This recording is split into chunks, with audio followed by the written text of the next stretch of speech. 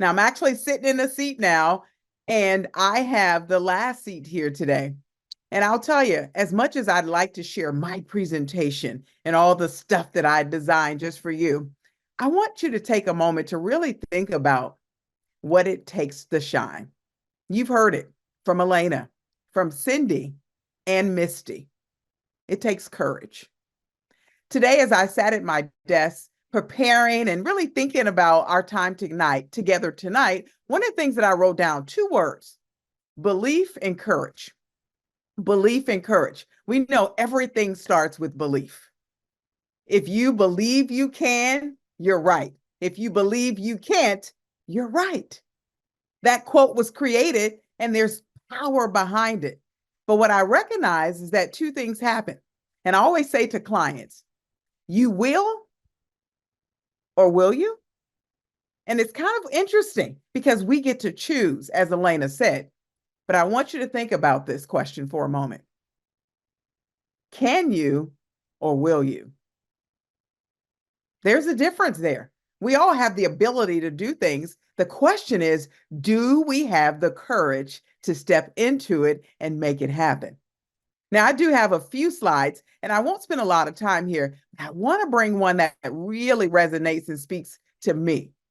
Now, you all may know Marianne Williamson's famous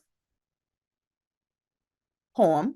I can't think because, I was fragile. Just a heads up, I was at a CIF game and it's over. But one of the things that she said is our deepest fear is not that we are inadequate. Our deepest fear is that we are powerful beyond measure.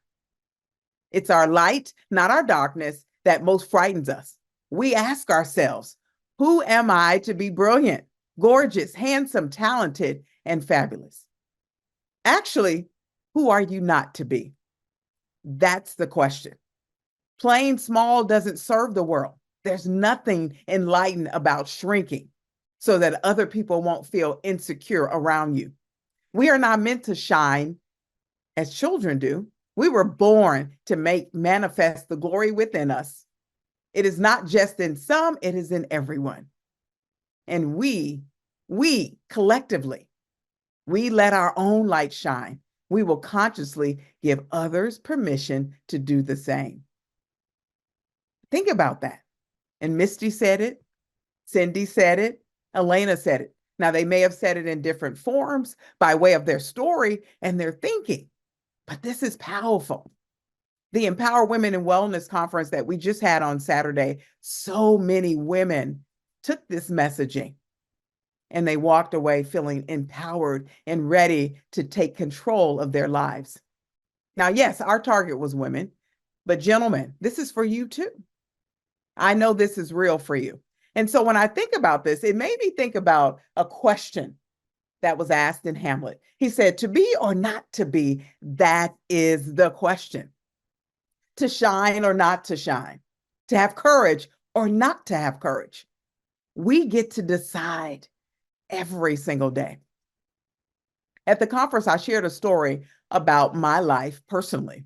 Grew up on the south side of Chicago in a home that was drugs and alcohol. And for some odd reason, there was something inside of me that said that was not the pathway in which I wanted to travel. I took time reading books. I really didn't have anyone to influence me, but I had two books. One was the Bible, and one was this little book that gave me little inspiration points. And I'd read them every other day just because I thought, man, there has to be something good there. See, I'm a bibliophile. I've been reading books forever. I owned a bookstore, and anything I can get out of a book has actually helped me grow. It's been my guidepost. But what I saw in that book was that I could, if I believed, and I took one step, even if it was a baby step, that I could do it. And so I did. I pursued my education, went and got a college degree, and then went to work in corporate America. 5 years later, decided to go back and get my master's degree. After getting my master's degree, I was offered a job that doubled my salary. Wow. And I was still in my 20s. I made over $100,000, which was my big dream. But I did that before I was 30. And my mind said, what else can I do? Now, in the process of recognizing that, wow, I was not subject to my circumstances, but I was subject to my choices. These were the pathways that would determine who I would become. I, at 24 years old, decided to buy my first house. And my brother, who also grew up in the same home, he was 12 years my junior. I asked my parents, could he come live with me? They initially said no. It didn't make sense for a 24-year-old young woman buying her first house in the midst of her career to bring her baby brother to live with him. He was 11 years old. He had a learning disability. And they eventually said yes. And the reason I did it because I knew there was possibilities there. He came, he went through elementary, high school, and then even started college. Fast forward later, something similar happened. Again, my cousin, who is now 32 years old, at the age of 15, her mother, also subject to drugs and alcohol, had pretty much let her be. And my mother and my grandmother took her in. But then at 15, my grandmother died. And she was our caregiver. She was the responsible person in our family, if you will. But when she passed away, my cousin didn't see any hope. And she called one day and she asked me, can I live with you? At the time, my son was 8 months old. I was fairly new in California and really had made my way here. I talked to my husband at the time. We prayed and we said yes. Now, her mother was my abuser. Her mother would pick fights with me and steal my money and do harmful things to me when I was a kid. And most people at this season in their life probably would have said, no way, Jose. I am not taking on her seed. But there was something that said, give her a chance. Just like you have been able to move out of this situation, give her a chance. I'm happy to report that she's now 32, obviously, and that when she came with a grade point average of 0.67, 0.67, very low self-esteem, no belief in herself, she came into our home. We embraced her, we loved her, and gave her belief. She finished high school with 2.67. She then went on to college and got a bachelor's degree from California Baptist University, then went on to get a master's degree in leadership. And today, she's in her practicum to become a licensed family marriage therapist. She wants to give back. When you talk about shining, again, this light isn't for us. If we take it, we should shine that light out. We should shine the light out, just like this lighthouse. Notice, it's there for a purpose, to attract, but also to reflect. It's that beacon of light that each and every one of us should desire to become. Now, I know it's not easy because life be life and Miss D. That's the expression right now. Life is lifing. It's hard. It's not easy. But with a little bit of belief and courage, the courage to shine, to say, I think I can. I think I can. I think I can. Surround yourself with people that support you. And I believe in life, there's two sides. There's circles and there's squares. You know, basic geometry, circles and squares. Circles are the people who support you and come around you, embrace you, encourage, inspire you to be the best version of yourself. And then there's squares. Those are people who put you in the box. And truth be told, some of those folks may be your closest friends, your closest family members who may not believe, who may not see what you see. But I'm here to tell you, don't give up hope.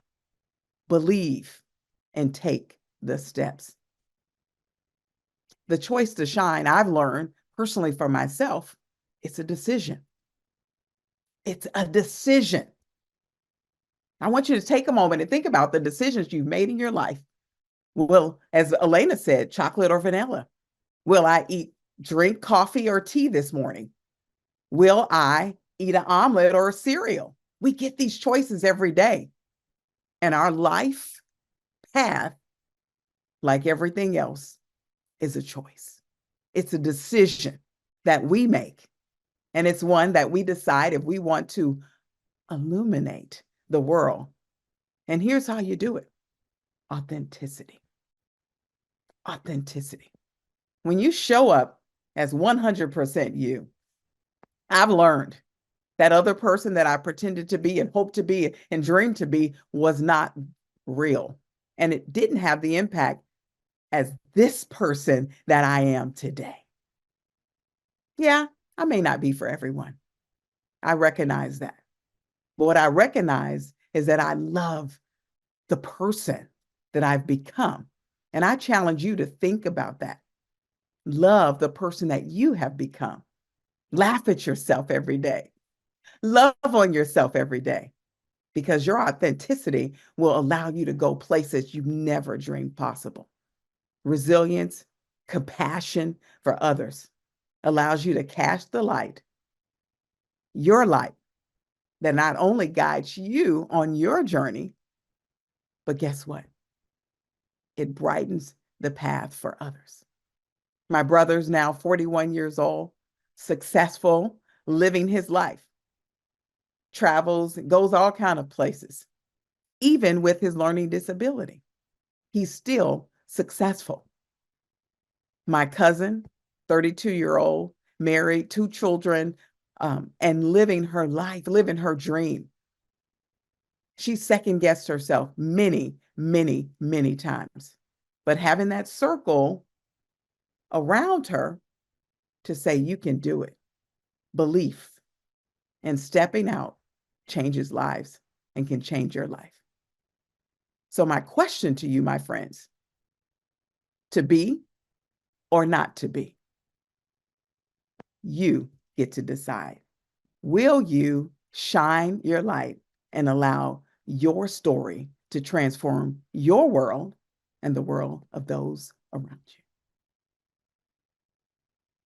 Now, to conclude, I'd like to tell you that the Courage to Shine was designed just for the Empowered Women in Wellness Conference, but we're super excited because people are asking us to share the story. And coincidentally, I talked to Tom and he said, well, do you have some people you want to bring? Absolutely. And here we are today.